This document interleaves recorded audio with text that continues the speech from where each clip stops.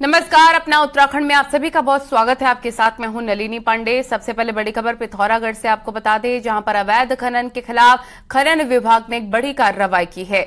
खनन विभाग ने एक पोकलैंड मशीन 9 डंपर सीज कर दिए हैं और रामगंगा में हो रहा था रेत का अवैध खनन। ये बड़ी खबर आपको बता रहे हैं, तस्वीरें देख सकते हैं आप। एक पोकलैंड मशीन 9 डंपर सीज किए गए।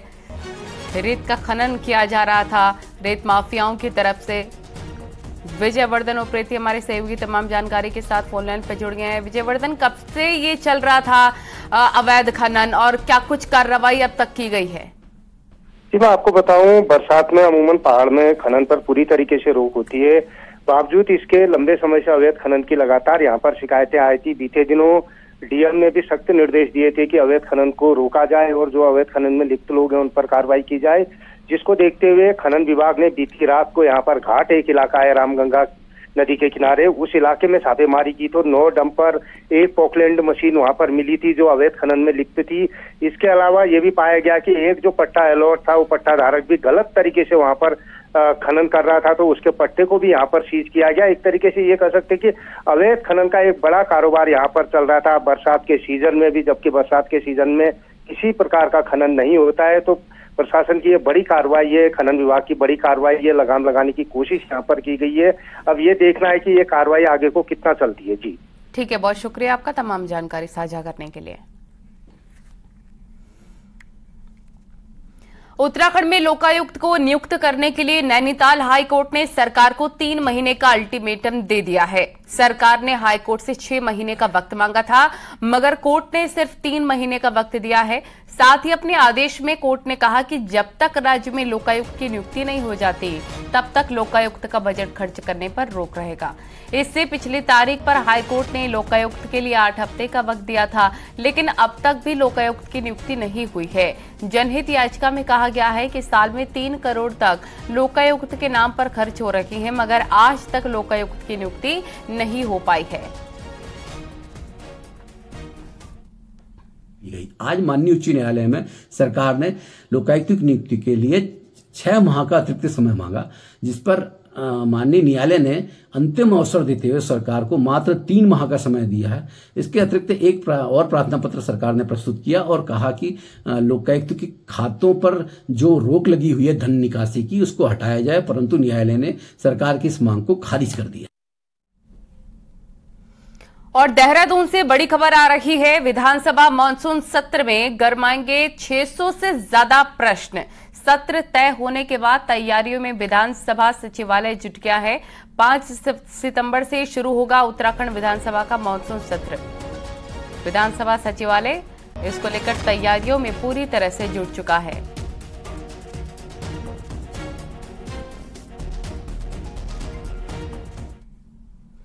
बागेश्वर उपचुनाव धीरे धीरे रंग पकड़ रहा है। इस चुनाव में जीत दर्ज करने के लिए जहां बीजेपी ने पूरा जोर लगाया हुआ है, वहीं कांग्रेस भी कोई कोर कसर छोड़ती नजर नहीं आ रही। एक रिपोर्ट आपको दिखाते हैं।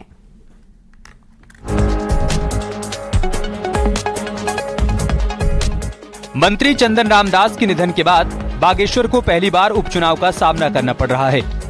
उपचुनाव में कहने को तो 5 उम्मीदवार मैदान में हैं, लेकिन मुख्य मुकाबला एक बार फिर बीजेपी और कांग्रेस के बीच है। बीजेपी ने जहां सहानुभूति कार्ड खेलकर चंदन रामदास की पत्नी पार्वती दास को मैदान में उतारा है, तो वहीं बीते चुनाव में कांग्रेस के उम्मीदवार रंजीत दास को भी अपने पाले में कर लिया है। रंजीत दास के अलावा भी कई कांग्रेसी नेताओं ने उपचुनाव में बीजेपी का दामन थाम लिया। और मैं दावे से कह सकता हूँ कि बागेश्वर का चुनाव हम लोग प्रचंड बहुमत से जीतेंगे और सभी जो विरोधी दल के लोग हैं उनकी जमानतें जब्त होंगी। उधर कांग्रेस ने आम आदमी पार्टी के बसंत कुमार को मैदान में उतारकर नहले पर दहला मारा है। असल में बसंत कुमार 2017 और 2022 का विधानसभा चुनाव लड़ चुके हैं। बीते विधानसभा चुनाव में बसंत कुमार ने 16,000 से अधिक वोट हासिल किए थे, जबकि कांग्रेस के उम्मीदवार को 20,000 के करीब लोगों ने समर्थन दिया था। ऐसे में कांग्रेस को उम्मीद है कि अगर बसंत कुमार और कांग्रेस के वोट एक हो जाएं, तो उनकी चुनावी नैया आसानी से पार लग सकती है।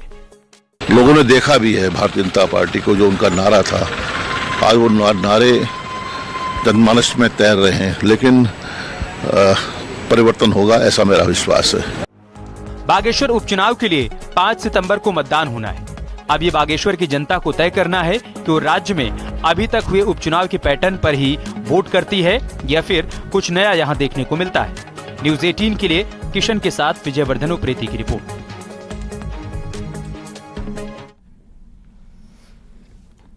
देश के विभाजन का दंश झेल चुके परिवारों को पहली बार सरकार सम्मानित करने जा रही है। विभाजन की त्रासदी झेल चुके लोगों की याद में देहरादून में रविवार को बीजेपी कार्यक्रम आयोजित करने जा रही है। इसमें सीएम पुष्कर सिंह धामी भी शामिल होंगे और इस पर सियासत भी तेज हो रही है। बीजेपी का कहना है कि विभाजन के लिए कांग्रेस जिम्मेदार है, तो कांग्रेस ने कहा कि अंग्रेजों के साथ खड़े रहने वाले आरएसएस ने ही 2 राष्ट्र का सिद्धांत सबसे पहले दिया था। उत्तराखंड में ऐसे करीब 1 लाख लोग हैं जिन्होंने विभाजन की त्रासदी झेली है। हमारे विभाजन को उस समय का नेतृत्व स्वीकार कर लेता है, ये उस समय के नेतृत्व की कमजोरी बताता है कि कहीं उनकी सुरक्षा की योजना बनाई बने, उनका किस प्रकार से इस आबादी का आपस में अदला बदली होगी, इसकी व्यवस्था किए बिना केवल किन कारणों से मुस्लिम लीग के दबाव में उस समय का नेतृत्व आया और उसने इतने लोगों की हत्याएं होने दी। सबसे पहला द्विराष्ट्र सिद्धांत जो था उसको स्वीकार करने वाले सावरकर थे और जिन्ना थे। तो भारतीय जनता पार्टी को तो प्रायश्चित दिवस मनाना ही चाहिए, इनको तो प्रायश्चित करना ही चाहिए।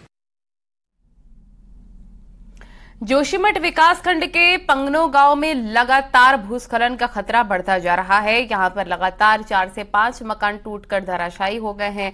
वहीं पर ग्रामीणों के खेत खलियानों में भी मलबा घुस चुका है। गांव से लगभग 10 किलोमीटर ऊपर पहाड़ी से लगातार बारिश के दौरान माल और पत्थर गिरकर गांव की तरफ आ रहे हैं, जिससे 30 से 35 परिवारों को खतरा बना हुआ है। गांव के लोग सुरक्षित स्थान पर विस्थापन की मांग कर रहे हैं।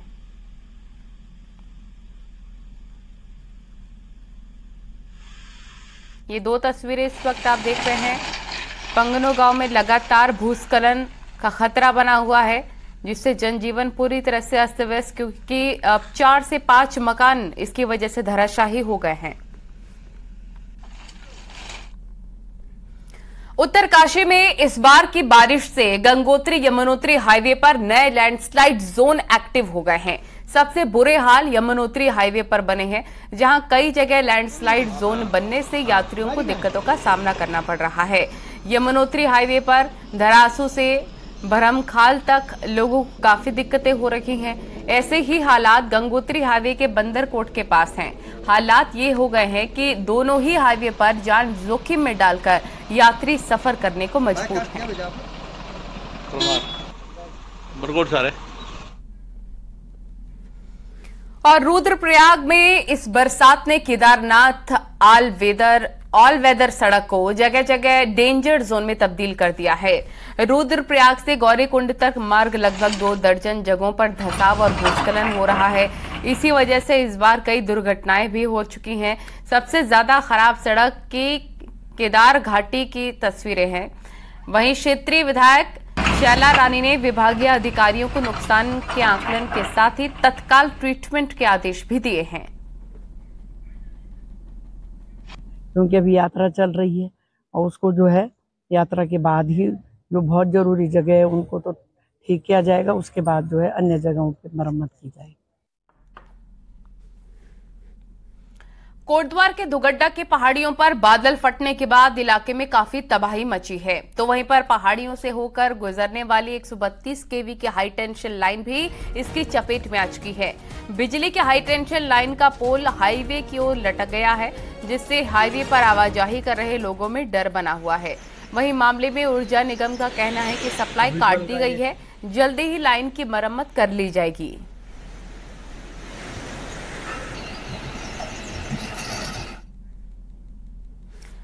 और चमोली में कई घंटे के बाद बद्रीनाथ राष्ट्रीय राजमार्ग पागल नाला के पास खोल दिया गया है। रोड खुलने के बाद से तीर्थ यात्रियों ने राहत की सांस ली है। वहीं मार्ग बाधित होने से काफी दिक्कतें भी स्थानीय लोगों को उठानी पड़ी थी। विशेष तौर पर मरीजों को काफी दिक्कतों का सामना करना पड़ रहा था। जो मरीज हायर सेंटर रेफर किए जा रहे थे वो पागल नाला में जाकर फंस गए थे। इसके बाद एसडीआरएफ ने मौके पर पहुंचकर लोगों का रेस्क्यू किया था। 8 बजे से खड़े हम। भारी भूस्खलन के बाद 3 दिन से बंद पड़ा पौड़ी नेशनल हाईवे शुक्रवार को गाड़ियों की आवाजाही के लिए खोल दिया गया। बादल फटने के बाद से दुगड्डा कोटद्वार रोड पूरी तरह से बंद हो गया, जिसके बाद से ही रूट को बंद कर दिया गया था। वहीं 3 दिन से एनएच प्रशासन की ओर से हाईवे को खोलने का काम किया जा रहा था, जिसके बाद अब हाईवे पर वाहनों की आवाजाही शुरू हो पाई है।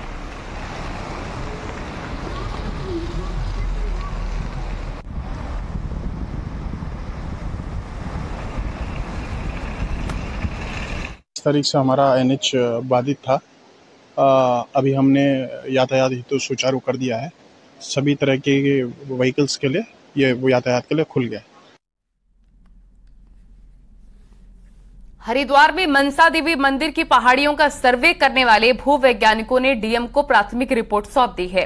रिपोर्ट में जियोलॉजिकल सर्वे ऑफ इंडिया के वैज्ञानिकों और एनडीएमए के विशेषज्ञों ने इस पहाड़ियों का विस्तृत सर्वे कराए जाने का सुझाव दिया है। साथ ही रिटेनिंग वॉल बनाने और ड्रेनेज सिस्टम सुधारने जैसे शॉर्ट टर्म ट्रीटमेंट के सुझाव भी दिए हैं। हरिद्वार के डीएम का कहना है कि विशेषज्ञों के सुझाव पर अमल किया जाएगा। वहीं चंडी देवी मंदिर की पहाड़ियों ने भूस्खलन होने के बाद इन पहाड़ियों के सर्वे के लिए भी शासन को पत्र लिखा गया है। जल्दी ही चंडी देवी मंदिर की पहाड़ियों का भी सर्वे कराया जाएगा।